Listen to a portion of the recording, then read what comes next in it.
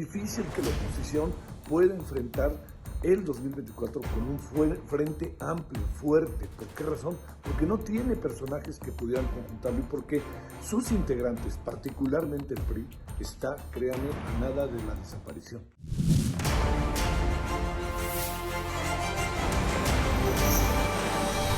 Dentro de las muchas lecturas que continúan dándose de las elecciones del domingo, hay una que me parece que no es la más indicada, que tiene que ver con la oposición. La oposición hace cuentas alegres. Y creo que es un poco como, por ejemplo, esto de sumar votos y que tenemos más que antes y aquello de multiplícalo por el número que pensaste, divídelo entre dos y entonces así a lo mejor tenemos algo que es bueno. Mire, no le demos vuelta. La oposición hoy es rala, no tiene los suficientes arrestos como para que en el 2024 pudiera pensarse que fuera un adversario que le quitara el poder a Morena. Morena hoy está fuerte y el gran bastión de Morena sigue siendo, no le demos más vueltas, el presidente de la República. En la elección del domingo, el presidente no estaba efectivamente en las boletas, pero estaba en las boletas. Estaba en el imaginario colectivo, porque pasaron muchas cosas en torno a las elecciones. Una de ellas es decir que si no votas por Morena, te quitan los programas asistenciales que se están teniendo. Y eso pesa. ¿Y quién es el encargado de los programas? El propio presidente. Pero también porque ante eso, la oposición no tiene una, diría yo, estrategia de no ser buscar la falla, el error, el tropezón que pudiera tener el partido gobernante y su presidente sobre todo. Mire, hagamos cuentas si quiere. De las 6 elecciones, 2 de ellas estaban en poder de la oposición. Estoy hablando del PRI y del PAN. Las otras 4, la otra era la de Quintana Roo. Las otras 3 eran de la oposición, eran de ella, ¿no? Hablo de Hidalgo, hablo de Oaxaca y hablo de Tamaulipas. Esas eran de la oposición, ¿sí? Junto con Quintana Roo.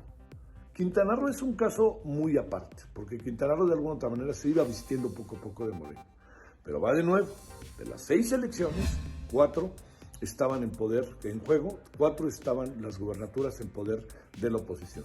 Las 4 las perdieron. Y vea cómo perdieron en Quintana Roo, vea cómo perdieron en Hidalgo, vea cómo perdieron en Oaxaca y vea cómo perdieron en Tamaulipas, en donde al final en Tamaulipas las cosas quedaron a una diferencia significativa, aunque no fue tan grande como se pensó.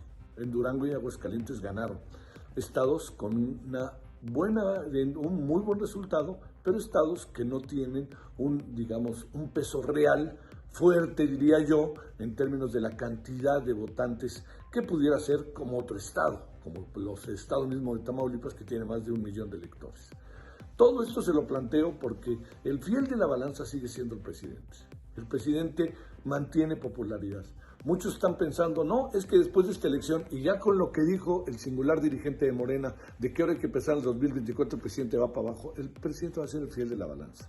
Yo le pregunto lo siguiente, ¿usted cree que el presidente permitiría que alguien fuera candidato o candidato por Morena que no fuera el que le puede garantizar la extensión de su mandato en términos de proyectos, de programas, de toda la estructura que ha venido creando el presidente? Yo lo veo muy difícil, por no decir imposible.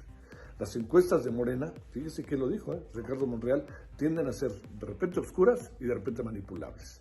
Entonces, dicho de otra manera, no hay cuentas alegres, más bien no hay trabajo, más bien es difícil que la oposición pueda enfrentar el 2024 con un frente amplio, fuerte. ¿Por qué razón? Porque no tiene personajes que pudieran conjuntarlo y porque sus integrantes, particularmente el PRI, está, créame, a nada de la desaparición. Vea lo que pasó con el PRD y con el PRI en Quintana Roo, en donde en ambos casos, no lo perdamos de vista, perdieron el registro como partidos políticos. No es un asunto de pesimismo, es un asunto de realidades y sobre todo, pues si Morena está ganando, pues está ganando por algo y si el presidente se mantiene popular, pues es por algo. Ya hay un grueso de la población que lo mantiene y eso es lo que está enfrente, en términos del análisis político, lo que tendría que pensar la oposición.